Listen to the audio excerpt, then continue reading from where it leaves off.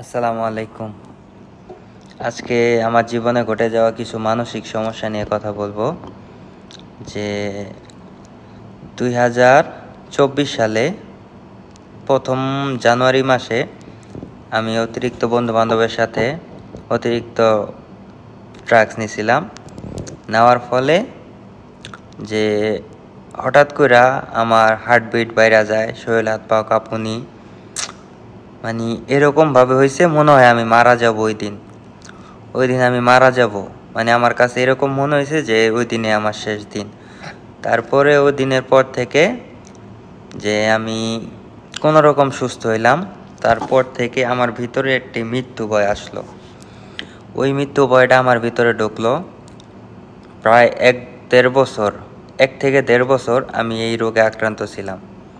যে কি বলবো, যে আমার পুরা শরীরই যেমন আমার অসুস্থ। আমি হাঁটতে পারতাম না, আমি বের হইতে পারতাম না, আমি খাইতে ভয় পাইতাম। মানে বেরোইলেই আমি যদি ঘর থেকে বের হইতাম আমার বুক ধড়ফড় করা শুরু করতো। মানে এরকম সিচুয়েশন হয়েছে যে আমি মারা যাম। অহেতুক অহেতুক মৃত্যু ভয়, যেটি কোনো অ্যাকসেপ্টেবল না, যে এগুলো আমরা আশা করি না। যে এরকম মনে হয় যে আমার পুরা শরীরই অসুস্থ। আমি কাজ করতে পারতাম না, ঘুমাইতে পারতাম না, ঘুমাইলে বাজে বাজে বাজে স্বপ্ন দেখতাম। মানে একটা অস্থিরতা কাজ করতো, যেমন আমি একটা অস্থিরতার মধ্যে আছি। মানে সমস্যার শেষ নেই, যে আসলে যারা মানসিক রোগে ভোগে তাদের সমস্যার শেষ নেই। তারপরে আমি একদিন ইউটিউবে খুঁজতে খুঁজতে খুঁজতে খুঁজতে আমি মিলনদার ভিডিও পাই। মিলনদার ভিডিও পাওয়ার পরে আমি তার সাথে কন্ট্যাক্ট করি যে আসলে আমার সমস্যা কি। আমি মিলন দাদার সাথে কথা বলি। দাদা তারপরে আমার অনেক সুন্দরভাবে আমাকে বুঝিয়েছে যে আসলে এটা কিছু না। যে সময় আমার সমস্যা হইতো আমি তখনই দাদারে ফোন দিতাম, দাদা আমার ফোনটা ধরতো, দাদা আমারে বুঝাইতো যে আসলে কিছু না।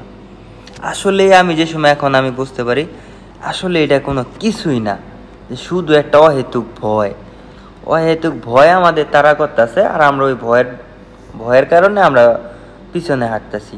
আসলে একবার বেরিয়ে দেখেন আসলে এটা কিচ্ছু না।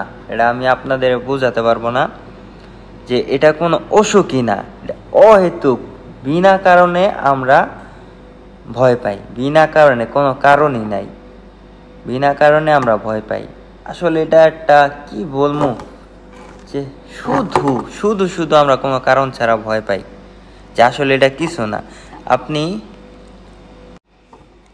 আমি যখন থেকে এই রোগে ভুগতেছি, আমার শরীরে এত পরিমাণ গ্যাস হতো যে আমি কিছু খেতে পারতাম না, যা খাইতাম তাই গ্যাস, বুক ধড়ফড়, সারাক্ষণ বুক ধড়ফড়।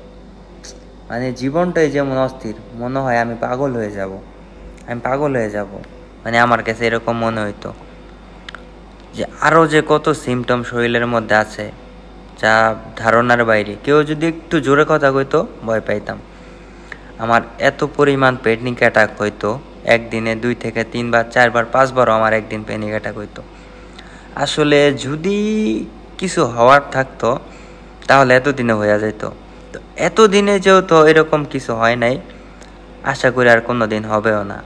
অহেতুক মনে হয় আমার হার্ট অ্যাটাক হয়ে যাব, এরকম ভয়ে আমি পাইতাম। আসলে ভাই আমি সবার উদ্দেশ্যে বলতেছি এটা কোনো অসুখই না। যদি আপনি এই রোগ থেকে মুক্তি পেতে চান তাহলে আপনার ঘর থেকে বাইরে হইতে হইব। আসলে বেরোইলেই বুঝতে পারবেন আসলে কি হয়, যা হয় দেখা যাইব। ঘর থেকে বেরোন, সবার সাথে কথা বলেন, সবার সাথে মিশেন, তাহলে একটা সময় আপনার দিকে পজিটিভ চিন্তা করার চেষ্টা করবেন। যে এটা একেবারে হয় না, এটা আস্তে আস্তে আস্তে আস্তে করতে হয়। যে সময় লাগে, যে আমি 2 দিনে বেরিয়ে যাব, 3 দিনে বেরিয়ে যাব, 1 সপ্তাহে, আরে যত সময় লাগে লাগুক, সমস্যা নাই। যেমন আমি 1 থেকে 1.5 মাসের মধ্যে আমি সুস্থ হয়ে গেছি। নিজের মনের ভিতরে কনফিডেন্স বাড়াইতে হইব। যে আমি বলতাছি এটা কোনো অসুখই না, আসলে এরকম হয় না। আমরা যেরকম ভাবি যে সময় আমরা অসুস্থ থাকি, এরকম কখনো হয় না। শুধু আমাদের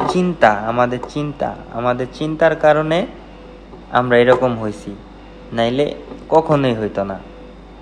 শুধু আমাদের চিন্তা ভাবনা যদি চেঞ্জ করতে পারি, আমার নিজেদেরকে পজিটিভ দিতে পারি, তাহলে আশা করি সবাই সুস্থ হয়ে যাবে।